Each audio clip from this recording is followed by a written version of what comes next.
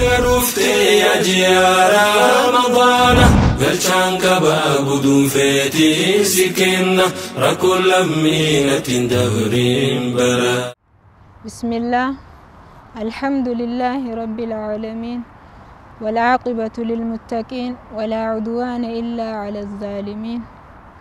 أشهد أن لا إله إلا الله وحده لا شريك له، وأشهد أن محمدا عبده ورسوله، بلغ الرسالة وعد الأمانة ونصح للأمة وكشف الله به الغمة، وجاهد في الله حق جهاده حتى أتانا اليقين. أما بعد، السلام عليكم ورحمة الله وبركاته. السلام ورحمة الله وبركاته. قبجمتوتا في وردفتوتا دعوتوتا ميديا قادس إسلاما قون قبي دبرتوتا قادس إسلاماتين إسنف لهاتو ساقنتا رمضانا في شمرن جتورا قبني إسنف لها النزر قادسني إسلاما كما بيكمو ساقنتا دبرتوتا قادس إسلاماتين يرو هدو إسنف دبرسا ترتي عرلي ساقنتالي ببريدو قبتي إسنف لهاتي زرا ساقنتا خنا بنون درتي قرآن كلام ربي كلام خالقات بنني ولد ابنا نمني قرآن أنو بنو أبليتي تنيا صهيبة آدم فلتفضل مشكورا ومأجورا. أعوذ بالله من الشيطان الرجيم. بسم الله الرحمن الرحيم. يا أيها الذين آمنوا كتب عليكم الصيام كما كتب على الذين من قبلكم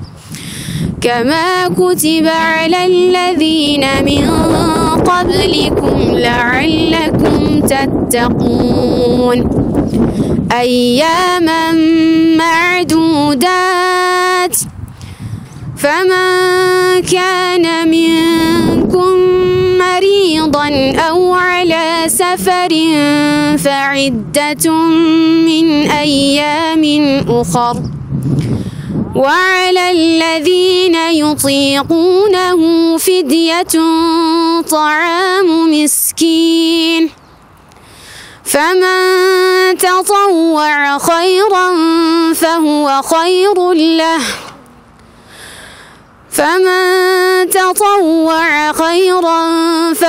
خير له، وأن تصوموا خير لكم إن كنتم تعلمون.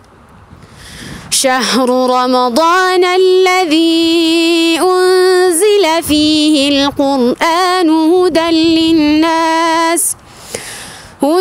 للناس وبينات من الهدى والفرقان، فمن شهد منكم الشهر فليصمه، ومن كان مريضا أو على سفر فعدة من أيام أخر.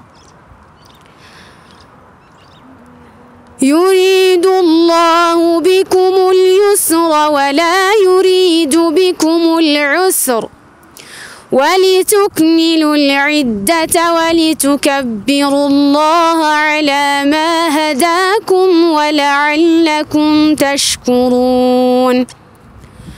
وإذا سألك عبادي عني فإني قريب أجيب دعوة الداع إذا دعان، فليستجيبوا لي وليؤمنوا بي لعلهم يرشدون.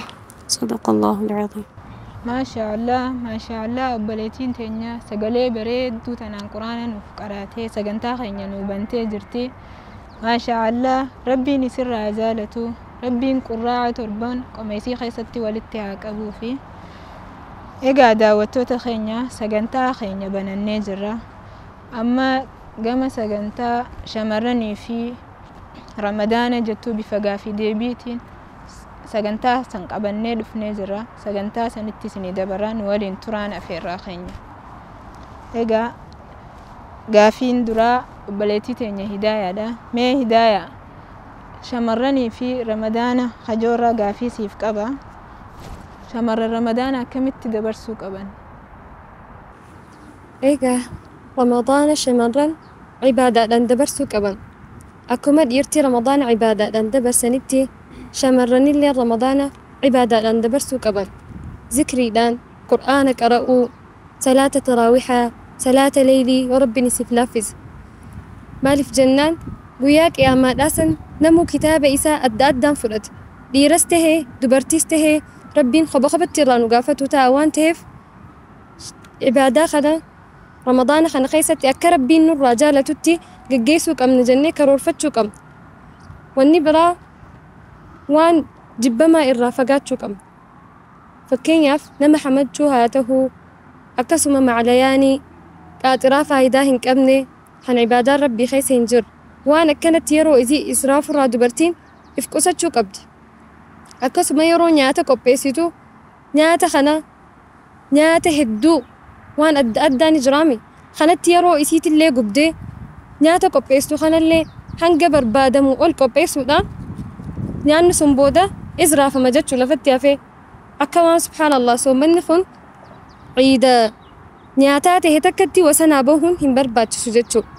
Tanaaf amrii akkanaa tana keessattis Rabbi sodaannee nyaata israafuu fi yeroolee teenyallee israafuu irraa if qusachuu qabna. Yeroo silaa nyaata hin barbaachisnee fi hagadna qabu hojjennu san cibaadaadhaaf irraa qooduu danda'u qabna jechuudha. Akkasuma nuti dubartiin yeroo nyaata hojjennu kana mindaa Rabbi irratti hisaabbachuu qabna.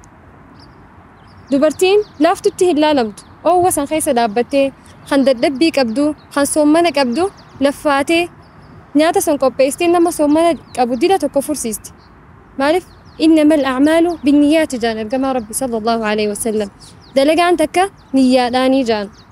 Tanaaf niyyaa isii Rabbi irratti gizee niyyattee ajrii guddoo Rabbi irraa harkatti jechuudha.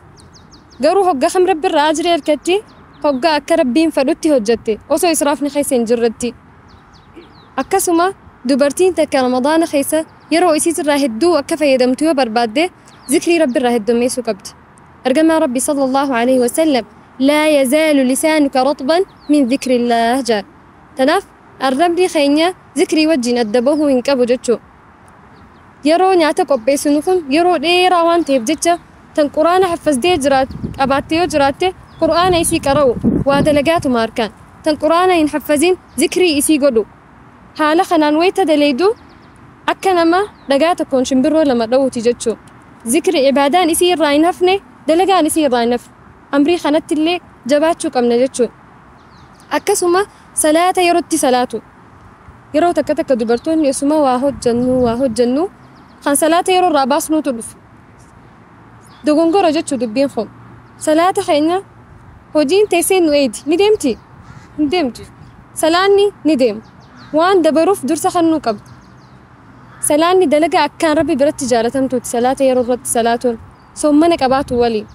Walumaa galatti jiini Ramadaanaa ji'a matarraa yeroo takka dhufu waan ta'eef ji'a kana keessatti waa hunda keessatti yeroo keenya qindeessinee cibaadaadhaan akka Rabbiin nurraa jaalatutti dabarsuu qabna jechuudha. Ramadaana sheenaa osoo hin ta'in Ramadaana seenaa kan borgizee galmee keenya keessatti agarru irraa gammannu akka Rabbiin nuuf godhuun hawwa. Inshallah ismarratti Maashaallah Rabbiin sirraa jaalatu.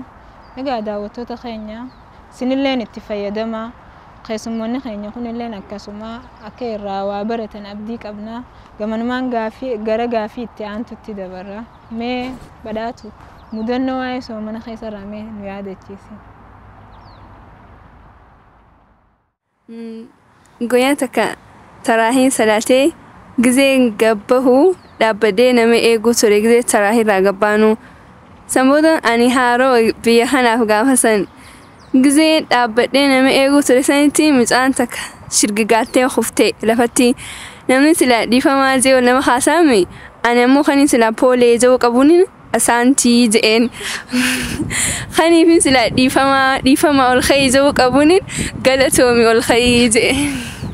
سجلته بيتنا وقفت قلتهم الخيد إن هناك أو ما شاء الله hedduu nu bohaarsite hedduu takka nu galatoomi gama dubartoota kana komiin qaatee jirti komiin isaan kaasanillee dhiirtitu nurra horriftee jirti jaaniiti komii gama dubartootaatiin dhuftee jirti mee obboleettii teenya dhiiraaf dhaamsa akkamii qabdaaf بسم الله والصلاة والسلام على رسول الله صلى الله عليه وسلم دبما gama dubartoota kanaan komii dhiyaate gama dhiiraatti jechuudha dubaan dhaamsinii warra dhiiraatti qabu dhaamsuma rabbii fi ergamaa rabbi sallallahu alaihi wasallam dhaamanii fi dubartiin tun amaanaa ta'uu yeroo kamuu hin dagatinaadha akkasuma ergamaa rabbi sallallahu alaihi wasallam hadiisa biraa keessatti istawsuu bin nisaa'i khayraa dubartii tanaaf khayruma dhaamaadha jaa duba gariin namaa dubartiin tun waanuma hojiidhaaf jecha uumamteesa keessaafuu yeroo ramadaanaa isii dadhabbii qabdu ta hoosistuu jira ta garaa qabdu jira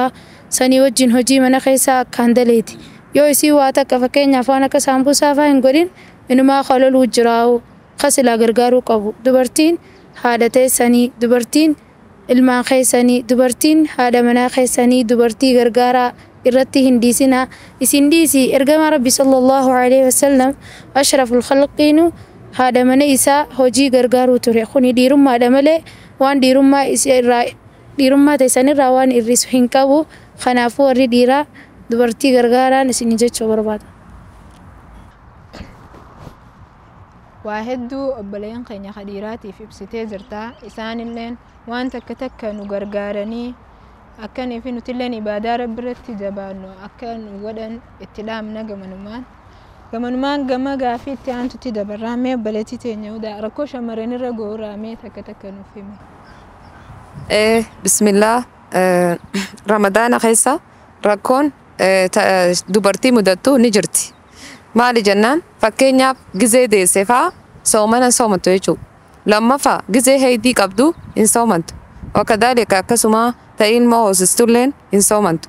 Maaliif jennaan isii hamiltee soomana kana hedduun soomanaa arraan tananii fixadhaa jettee ta shamarraniitis yaaduu turte gamanumaan heydiin itti dhuftee qalbii cabsite. Dhiisi arraa boo guyyaan qiyyaa miti jettee keessiin arra qura'aana kana guyyaa hangana keessa fixuun qabaa salaata hanga kana dhaabbachuun qabaa jettee man qaama ramadaana iimaana wa ihtisaaban gufira lahu maa taqaddama min dambi jee rabbi subhaanahu wa ta'ala sanirrattiin isaabbadde jettee gizee isiin qaatee kunis dirqama rabbiiti itti dhufee hambise jechuudha. Isii halkan Laylatul Qadrii fa'aa guyyaa halkan 27 29 23 keessa qajeelamu kana isii masjida galee barana rabbiirraa fuudhuun qaba jettu fa'aa karatti dhufee isii hambisuu fa'aa. Akkasuma dubartiin ilmoo deesselleen ilmoo ramadaana kana keessa deessee tanii fi osoo baatii tana keessa deessee ifirraa hin qafallee akkasuma ammallee amanni naannoo itti dhufee ta deessee bara meeqa ifirraa hin qafallee jira. Tanafaadha rakkoon ammallee ta ilmoon dhaltelleen ta ilmoo luusistu jira. Isin sanilleen akkasuma maaliif kun dirqama rabbiin nurra kaa'e waan rabbiin nu kanne fudhachuu qabna. Ergamaa rabbi alayhi salaatu wassalaam gaafa tokko dubartii wali qabee dhiira bichaa barsiistaa nutis nu barsiisi jaaniin. San keessaa wanni inni jeen bar dubartiin diin isiitii fi aqliin si irruudha jeen. Ergamaa rabbi alayhi salaatu wassalaam akkamitti mee aqliin siitii fi diin si irruudha jaanii gaafatan. Gaafannaan yeroonii fi heydiin itti dhufte salaata ni dhiisti akkasuma hin soomantu jeen ergamaa rabbi alayhi salaatu wassalaam. Walaakin ammoo aqliin isii ta'u maaliif irruudha jennaan bikka dhiira habba takka ragaa fidan isii lamaa dhufaa jeen alayhi salaatu wassalaam. Saniifuu dirqama rabbiin nurra kaa'e waan ta'eef yeroo teenya hanga heydiin hin jirre hanga hin dayin daddafnee sambuusaa fi waan adda addatti osoo hin finnetti haa irraa qooda furannuun jaa dhaamsi qiyyaa kaniin arraafsinii qabu asuma raawwata. Assalaamu alaikum wa rahmatullahi wa barakatuh. وعليكم السلام ورحمة الله وبركاته بليتين تنيا ركو شمرن الرجهرة هدونو يبسيتي زرتي سجنتان خينيا جمدوماتي كده ماجرا غافي تكانو هفه مي غافي واي برنو تارا بليتين تنيا بفيدلوتي نفق أبتدي أتزرتي maqaa rabbiiti jammarri keenya waynuma gaarii barnoonni keenya rabbiin nu faayee barga namaani haa gammannuu dhiiraa fi dhalaani dhiiraa dhalaatiin irra sosoosi yaa rabbi goolota narraa kaasi nuncunqiyyaa rabbi wallaalaani nu gammachiisi mee barnootaani nu gammachiisi mee barnootaani barnoonni gaariin xiqqeenyummaani waa namaan deebitu ijoollummaani barnoonni gaariin xiqqeenyummaani waa namaan deebitu ijoollummaani barnoonni waan dabru urmiidhaani gurguddumaa bareessa habaani gurguddumaa bareessa habaani harkaan islaamaa waa shanumaati barka duraa shahadaa lamaani shahadaa lamaa yooniif beeku baatte dalagaantee bilaashuma taati lammeessaa namaa salaataati kunaffalliidha wahii ulfaata sadeeffaa namaa zakaadha amata keessa guy tokko baafta afreessaa namaa soomanaati ittiin dhihaattu nyaata dhugaati ittiin dhihaattu nyaata dhugaati shaneessaa namaa sajjiidha horii qabaatu hudhaa wajjiini ati ijoollee yoom ganaa dhiyaatta ganaa fuutee abbaa warraa taata miskiinummaa tanaa yoomii duuta ganaa hortee tujjaaraa utaata ganaa hortee tujjaaraa utaata nama sobdii jiruun duniyaati kan jennuuni saaqila namaati meeqa sobdee jiruun duniyaati dagachiiftii haaliqa isaati dagachiiftii haaliqa isaati amma gahee asirrattiin dhaaba yaa rabbinaa katabi sawaaba. ما شاء الله بليتين يا ربي سوابه التجارة خنلي سيفا خطبو إجا داوتو تخينيا سجنتان نتعرف قبلني أسلهاني خنفكات أكا الرابرتن أكا التيم بشننتن التيم بوهرتن أبديك أبنا هنجا سجنتا براتي ولد ابنتي نجي ربي خيس زرادا. السلام عليكم ورحمة الله وبركاته.